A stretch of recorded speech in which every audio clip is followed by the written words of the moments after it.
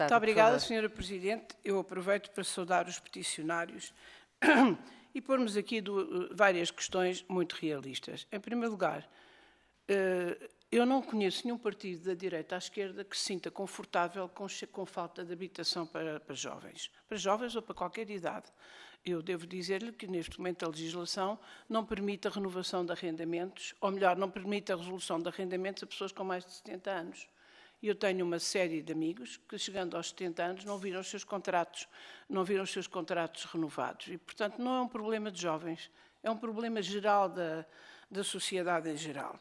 E, portanto, eu não conheço nenhum partido da direita à esquerda que se sinta confortável com essa situação.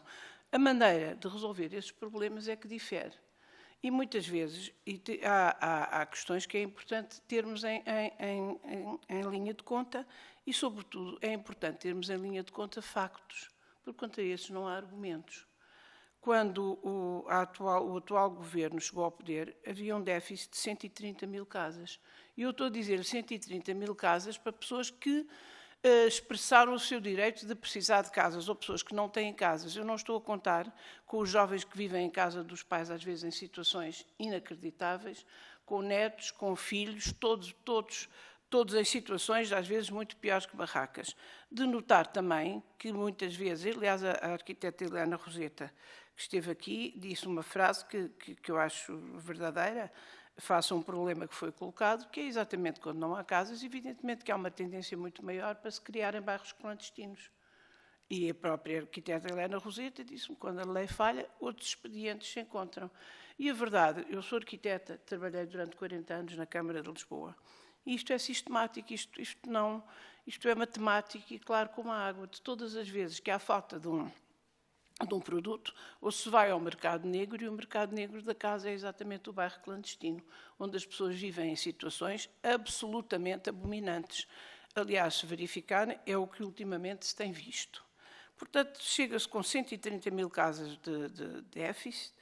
Noto que este atual governo propôs e já lançou 6 concursos para construir 59 mil casas, sendo certo que o anterior governo, com o problema da Casa Mais, construiu 290 casas.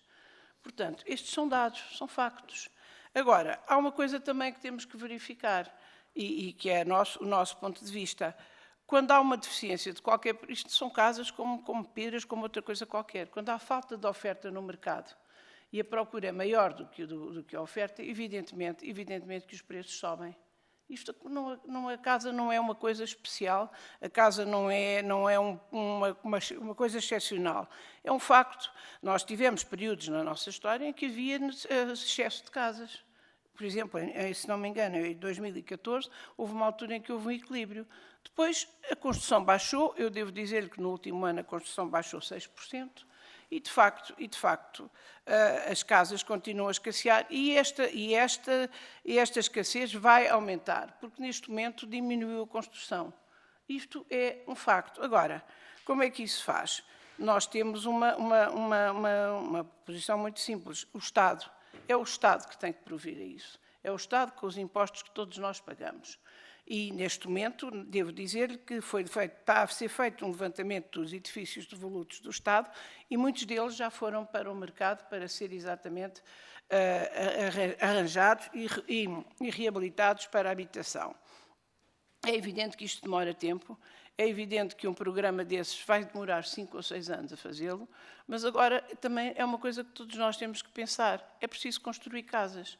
E a pergunta que eu faço muitas vezes e que temos feito aqui é onde a reabilitação, não sei se os senhores sabem, e que eu própria como arquiteta defendo, a reabilitação, por metro quadrado, custa 5 vezes mais que uma obra nova. Teve cá o Sr. Presidente da Câmara do Eiras e ele disse que para a Câmara, reabilitar 100 metros quadrados num edifício junto ao Aquário Vasco da Gama custava à Câmara 270 mil euros. Ora, contra estes valores, é muito difícil contra-argumentar. E por isso é que exatamente se previa, eu já excedi imenso, deixe-me só acabar. Se previa exatamente a lei dos solos. A lei dos solos, que foi vista como uma coisa extraordinária, Não tem nada de extraordinário, porque as cidades sempre cresceram. As cidades, quando estão dentro de muralhas, desde os celtas que a cidade cresce. Nós temos a muralha fernandina, a muralha henriquina, a muralha joanina, e dentro da cidade de Lisboa, eventualmente, temos duas hipóteses. Ou o Estado pega nos seus edifícios e reconstrói, mas isso demora tempo e sai muito mais caro, ou então constroem-se casas novas. E, de facto, não havendo espaço, não há casas. A questão é essa. Nós vamos aqui pelos arredores de Lisboa, da Grande Lisboa, vemos todas estas zonas satélites. Olha, por exemplo, aquela zona... Eu peço imensa desculpa se eu acabo já. Por exemplo, olha, aquela zona de Queluz, Amadora e todas essas zonas foram zonas que começaram a ser crescidas a quando dos retornados vieram da África em 74, 75, porque não cabiam.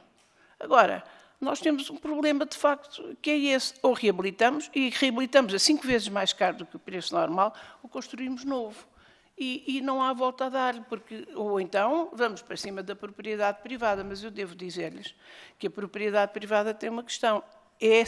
O receio que a propriedade privada traz às pessoas, nomeadamente normas coercivas, faz com que exatamente as pessoas tenham medo de alugar, porque há muita gente que vive das rendas. E há muita gente que, para arranjar os prédios, porque têm obras e rendas antigas, não tem dinheiro para os fazer. Aliás, grande parte das casas de volutas deve-se exatamente a isso. E, portanto, é bom equacionarmos estas questões todas, porque, de facto, o problema resolve-se com estas equações todas. Obrigada, e até agora não foi resolvido. Muito obrigada.